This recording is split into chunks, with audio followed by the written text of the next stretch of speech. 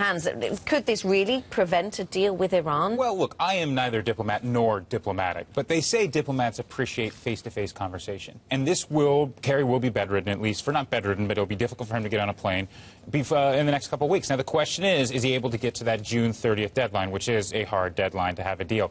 You know, in some ways, there's been a great deal of almost camaraderie between Kerry and his Iranian counterpart. The big question is, what do the mullahs in Iran want? And also, on the flip side, what will Senate Republicans allow in the states? And in many ways, they were never talking to each other. So, you know, look, this is a sad thing for Senator Kerry. Whether or not this is a deal breaker for a nuclear deal, it seems to be a bit far to say that. And Hans, NSA spying programs have been suspended. How long could it last? Monday or Tuesday, Wednesday. Basically, we had Senator Rand Paul, who's running for president, Republican from Kentucky. He went against the other Kentucky Republican, Senator Mitch McConnell, who is the Senate Majority Leader. This is a procedural move. It's a tactical victory for Rand Paul. It's not a strategical victory. This will ultimately be reauthorized in a circumscribed way. Like, the new rule is that this bulk data is going to be held by the phone companies. It's not going to be held by the government. This is Section 215 that was exposed by Edward Snowden, this idea that mass collection of data is then stored by the government. The compromise was to put it in the phone companies.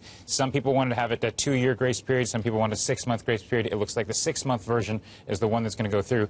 This will pass midweek, and there isn't a whole lot of debate about that. But it's clear that Senator Paul has a victory, and that you see to what extent for U.S. presidential politics is going to impede governing in the states in the next 18 months. So envious of your short election cycles over here. 6 weeks, then you guys are done, finished, over.